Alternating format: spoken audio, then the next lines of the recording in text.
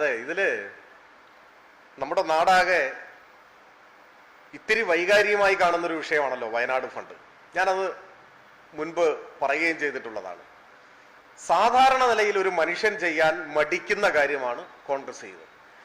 സാധാരണ നിലയിൽ ഒരു പാർട്ടി ഒരിക്കലും ചെയ്യാത്തൊരു കാര്യമാണ് കോൺഗ്രസ് ചെയ്തത്.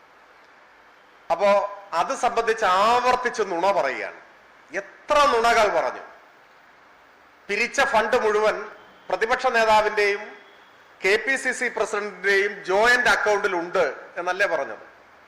ഇപ്പൊ നിങ്ങൾ പറഞ്ഞ അനുസരിച്ച് കുറെ കൂടി വലിയ നേതാവ് പറഞ്ഞത് ഒക്കെ കഴിഞ്ഞു എന്നല്ലേ പറഞ്ഞത്. പിരിച്ച പൈസക്ക് സ്ഥലം വാങ്ങിയെന്നല്ലേ പറഞ്ഞത്.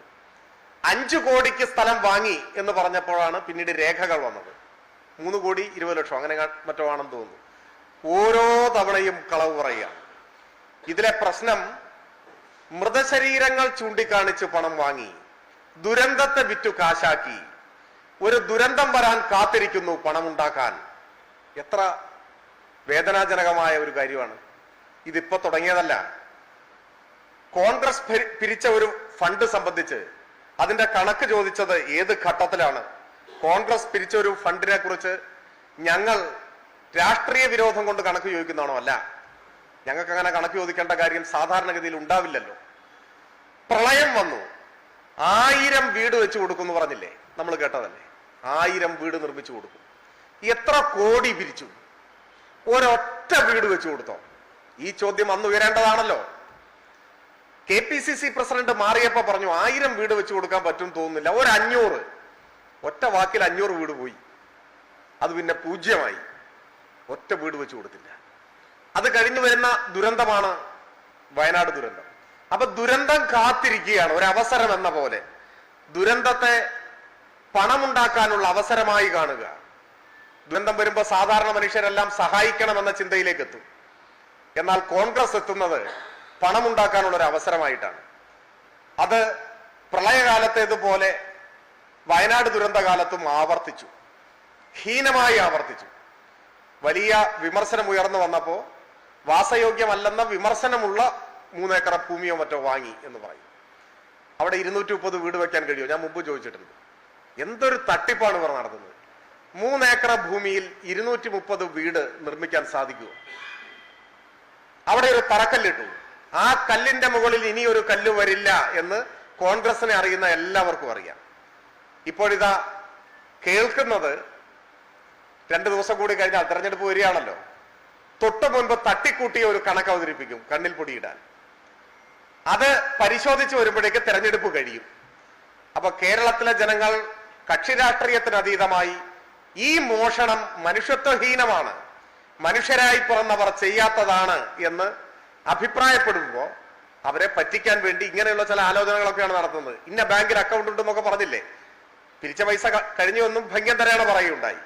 അപ്പോ ഇങ്ങനെയുള്ള പല നാടകങ്ങളും നമുക്ക് കാണേണ്ടി വരും. അതോടൊപ്പം തന്നെ ഏറ്റവും പ്രധാനപ്പെട്ട ഒരു കാര്യം, ഇതിനിടയിൽ ഒരു പുകമറ സൃഷ്ടിക്കാനുള്ള നീക്കമാണ്.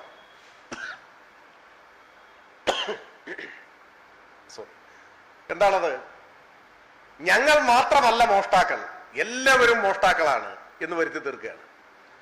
CPIM ഫണ്ട് പിരിച്ചില്ല എന്ന് പറഞ്ഞു. പക്ഷെ ഇതാ വെബ്സൈറ്റ് കാണിച്ചില്ലേ. സാധാരണ ഇങ്ങനെയൊന്നും മനുഷ്യർ ചിന്തിക്കാത്തതാണ്. ഇങ്ങനെയൊക്കെ പറയുമ്പോൾ മനസ്സിലാക്കണം, അത്രമാത്രം നിലയില്ലാ കയത്തിലായി കോൺഗ്രസ്. ജീവന്റെ അവസാന കണിക നിലനിർത്താൻ വേണ്ടി ഏതെങ്കിലുമൊക്കെ തുരുമ്പിൽ പിടിക്കാൻ ശ്രമിക്കുകയാണ്. പക്ഷെ ഇത് കോൺഗ്രസിന്റെ കൈ പൊള്ളുകയുള്ളൂ. എന്താ കാരണം? വയനാട് ദുരന്തമുണ്ടായപ്പോൾ CPIM ദുരിതാശ്വാസ ഫണ്ട് പിരിച്ചില്ല എന്നത് ശരി. ഏത് CPIM? CPIM കേരള ഘടകം. ഇവിടെ നേരിട്ട് ഫണ്ട് ശേഖരിക്കേണ്ട, CPIM കൂടി നേതൃത്വം കൊടുക്കുന്ന ഒരു ഗവൺമെന്റ് ആയതുകൊണ്ട് ആ ഗവൺമെന്റിന്റെ ദുരിതാശ്വാസ നിധിയിലേക്ക് സംഭാവന ചെയ്യാൻ ജനങ്ങളോട് നേരിട്ട് അഭ്യർത്ഥിക്കാം എന്ന് തീരുമാനിച്ചു.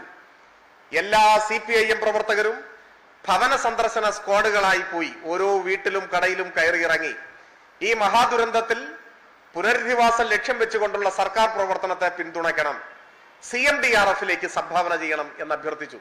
ഒരു കാലത്തും ഇല്ലാത്ത സംഭാവന കിട്ടിയില്ലേ CMDRF-ൽ? അത് CPIM-ന്റെ കൂടി പരിശ്രമത്തിന്റെ ഭാഗമായിട്ടാണ് ഈ പ്രവർത്തനം ഞങ്ങൾ ഏറ്റെടുത്തു. എന്നാൽ രാജ്യത്ത് എവിടെ ദുരന്തമുണ്ടായാലും CPIM കേന്ദ്ര കമ്മിറ്റി ദുരന്തബാധിതരെ സഹായിക്കാൻ ഒരു അഭ്യർത്ഥന പുറപ്പെടുവിക്കാറുണ്ട്. അത് നിങ്ങൾ ചരിത്രത്തിൽ നോക്കിക്കോളൂ. വയനാട് മാത്രമല്ല, ആസാമിൽ വെള്ളപ്പൊക്കം ഉണ്ടായാൽ, മധ്യപ്രദേശിലുണ്ടായാൽ ഒക്കെ ഓരോ സന്ദർഭത്തിലും രാജ്യത്ത് പ്രധാനമായ പ്രകൃതി ദുരന്തങ്ങൾ വരുമ്പോൾ, വലിയ ആഘാതമേറിയ പ്രകൃതി ദുരന്തങ്ങൾ വരുമ്പോൾ CPIM കേന്ദ്ര കമ്മിറ്റി ജനങ്ങളുടെ മുൻപാകെ ഒരു അഭ്യർത്ഥന പുറപ്പെടുവിക്കാറുണ്ട്. ഞങ്ങൾ നേരിട്ട് പോയിട്ട് പണം പിരിക്കുന്ന രീതി അവിടെ ഇല്ല. അക്കൗണ്ട് നമ്പർ ജനങ്ങളുടെ മുൻപാകെ കൊടുക്കുകയാണ് ചെയ്യുക. CPIM-നെ വിശ്വാസമുള്ള അഭ്യുദയാകാംക്ഷികൾ അവർ അതിലേക്ക് പണം നിക്ഷേപിക്കും.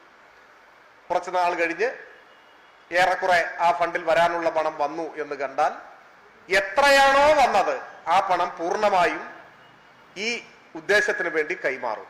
ഇത് ഒരു ദൈനംദിന പ്രവർത്തനമാണ്, ഒരു പ്രത്യേക പ്രവർത്തനമല്ല. CPIM-നെ സംബന്ധിച്ച് വയനാട് മുണ്ടക്കൈ ദുരന്തം ഉണ്ടായ സമയത്തും കേന്ദ്ര കമ്മിറ്റി ഇതുപോലൊരു അഭ്യർത്ഥന പുറപ്പെടുവിച്ചു. ആ അക്കൗണ്ടിൽ വന്ന പണം CMDRF-ലേക്ക് കൃത്യമായി കൈമാറിക്കഴിഞ്ഞ് പിന്നെ കുറച്ച് പൈസ കൂടി വന്നു, അതും കൃത്യമായി കൈമാറി. ഇതിലെല്ലാം സ്ഫടിക സമാനമായ സുതാര്യതയാണ് CPIM-നുള്ളത്. ജനങ്ങളിൽ നിന്നും 1 രൂപ പിരിച്ചിട്ടുണ്ടെങ്കിൽ ആ ഒരു രൂപ ഉത്തരവാദിത്വ ബോധത്തോടെ കൈകാര്യം ചെയ്യുക എന്നതിൽ കടുകുമണിയുടെ വിട്ടുവീഴ്ച ചെയ്യില്ല CPIM. എന്നാൽ ഇത് സംബന്ധിച്ച് പുകമറ സൃഷ്ടിക്കാനാണ് ശ്രമിച്ചത്. ആ പുകമറ സൃഷ്ടിക്കുന്നതൊക്കെ കയ്യിലിരിക്കുകയുള്ളൂ. എപ്പോഴും ഈ ചോദ്യം ജനങ്ങളുടെ മനസ്സിലുണ്ടാവും.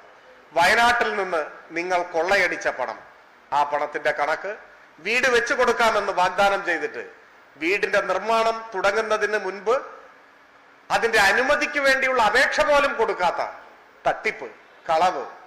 UDF എന്ന് പറഞ്ഞാൽ തന്നെ ഒരു ഉഡായിപ്പ് ഡെമോക്രാറ്റിക് ഫ്രണ്ടായിട്ട് മാറി. അതാണ് ഇപ്പോഴത്തെ UDF. സത്യസന്ധത എന്ന വാക്കുപോലും UDF-ൽ നിന്നും പ്രകാശവർഷങ്ങൾക്ക് അകലെയാണ്. ജനങ്ങളെ നിരന്തരം പറ്റിച്ചുകൊണ്ടിരിക്കുകയാണ്. ഫണ്ട് പിരിവിന്റെ കാര്യത്തിലും വാഗ്ദാനത്തിന്റെ കാര്യത്തിലും ജനവഞ്ചന മാത്രമാണ് UDF ഇപ്പോൾ പ്രകടിപ്പിക്കുന്നത്. അതാണ് ഞങ്ങൾ വീണ്ടും വിമർശനം ഉന്നയിക്കുന്നത്.